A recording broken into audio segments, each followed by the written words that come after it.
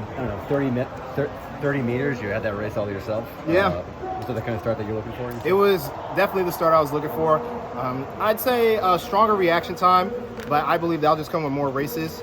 I'm usually a guy who likes to build up into the races, but I'm really proud of what I've put together. Me and my coach were saying that you need to win the race from the 60, and then coast through, and whatever we need to do is tax on at the end. We'll tax on at the end. But he's like, you're a 6.43 runner now.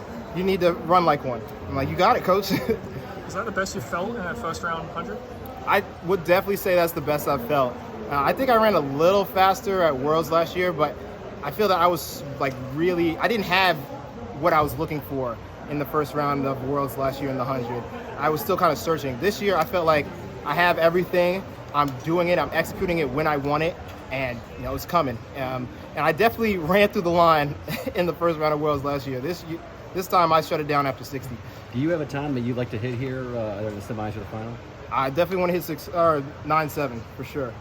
I definitely want to get into that range, and I'd say from what we've seen in training, it'll come. It's just focusing in, not racing the clock, but running to win and letting your body take over. How much difference is it coming to the trials? One as an Olympian, two as a multi-time world champion. I say as an Olympian, it is a huge confidence booster, knowing that you've been here before, knowing what it's going to take. I was talking to Tandra Buford-Bailey last Olympic trials, and it was after the hundreds, and she was like, the Olympic trials is like a lion. You got to fight a lion when you get here.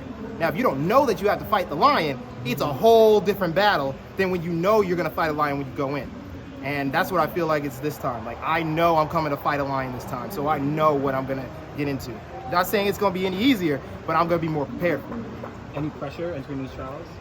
After that round, no. I would say no pressure. I don't feel much pressure right now. I'm already coming in as the fastest 100-meter guy, third in the world. It's a lot better of a position I was in last year, so if I pulled off last year, I could definitely pull off this year. What are your thoughts on Grand Slam track, and would you be open to racing that series? I love a lot of things about it. There's just a few key things that I'm not at liberty to discuss right now. I'd rather have a longer sit-down conversation when we don't have to worry about the Olympic trials and rounds going on in the background where we can talk about it. But I do like a lot of what it's doing. I like getting rid of the bibs, and I like the fact that there will be paid salaries for people who are participating throughout the whole thing. I like that idea. It's almost giving a job to the athletes who need that job, Not everybody can get into every Diamond League. Did you say that your mom was next to Snoop in the stands? Oh, they were watching it together. Yeah. Have you gotten any feedback from him yet on...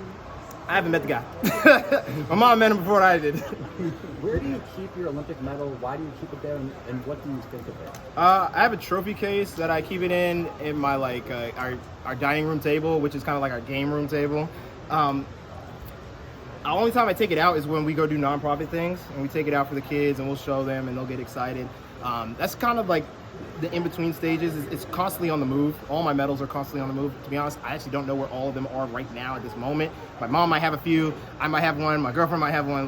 They're moving. But to be honest, I think it's more of a show to the other kids that truly is a sign of, hey, this is what I've accomplished, this is what I've gone through, and this is how far you can go if you put your mind to it as well. Maybe Snoop has one too, now at this point. I wouldn't be surprised if she showed it and then it was like, oh, where did I put that thing? There were a lot of mixed emotions, though, when you won that bronze medal in Tokyo. How do you look back on that now? Do you feel differently about that bronze medal looking back than you did at the time? I don't feel different about it. I don't like that thing. Yeah. But I think by not liking it, it gives me the fire to keep going and keep pressing. And every time I turn around and be like, yeah, I think I'm doing enough, and then I'll turn around and look at the medal. All right, back to work. Did you pull out a card from the briefcase today? I did. Can you talk a little bit about it? I pulled out, I don't have it on. Where is that? Oh, I do have it on. I pulled out a Blue Eyes White Dragon Yu-Gi-Oh card. Talk about it. So me and Chase Ely have a bet going on. She said, if I pull out Yu-Gi-Oh cards each round, she'll wear the Rock Lee weighted shoes and drop weights during her finals. So I gotta live up to my part of the deal, so she lives up to her part of the deal. What other Yu-Gi-Oh cards you have then? I got some Exodia pieces. Oh, really? Are those expensive? We're gonna have to see through the rounds. Are those cards expensive? It depends which version you want. Not all of them are expensive. Some of them you can find for, $15, $30. Some of them you could pay easily $500 for, depending on which ones you're looking for. What's the story behind the briefcase and you bringing it to every meet? What's the deal with it? The briefcase was to keep hype. If you go out and do something and people aren't, understanding of it, it's like, oh shoot, like, oh, that just came out of nowhere. But if you're building up, generating excitement and hype, it's like, gosh, what's in the freaking briefcase? Like, you want to know what's in the briefcase. I do. Well, I pulled out this uniform, and this is all white. I got 3 more new uniforms, and they all come in the briefcase. So we're gonna have to wait each time which color I'm gonna be pulling out of that briefcase. No, do you study your competitors at all, and how much do you have to be aware of them going into semis and finals? Yes and no. I sometimes will study for them. Sometimes I'll look at what I think they might be doing well, what I think I can use in my own races. But if I overstudy, it's too much work. If I'm looking at them every night and day, there's no reason for me to do that. If anything, I need to study myself and realizing what I need to be doing to improve.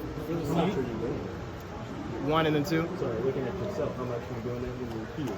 When I'm here, I will probably look at my race about 7 times before the next race. Once we'll just be looking at it. Twice we'll again just be looking at it. Third we'll be looking at it with my coach. Then us texting back and forth. 5th and 6th time I might watch in the slow-mo, and then I'm like, all right, cool, I know what I need from it. I'm gonna put it away. Let's go move to the next round. If it's a semis though, in between semis and finals, I'll only watch it about 3 times. Okay. I don't know if this place for it, but what? Somebody who always has fun. Okay.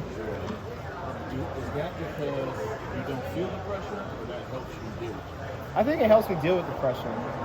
There's a lot of times where it's not as enjoyable, and you can forget why you're doing something. And when that time comes, I need to remember why I'm doing it. I'm doing it because I have fun with it. I'm doing it because it's enjoyable. I have joy when I'm here. That's the energy that I try to create, and I try to keep going, so I know when it gets tough and it gets hard, and I think it's too much. It's like, hey, this isn't supposed to be that serious. This is just running. I'm just here to run, and I'm good at that. All I got to do is be me, and I'm pretty damn good at being me. Last year you didn't do the double, right? Because you already had the bye, but this time you have to do both. How are things different in terms of mindset and preparation? After doing the triple at Worlds, I'm ready for anything. All I know is I need to get sleep, and everything else will take care of itself. I have my whole medical team that I took from World Championships here, so I'm going to be ready. And I'm going to have to end it there, you guys. All right. Thank you, Noah. Thanks, Noah.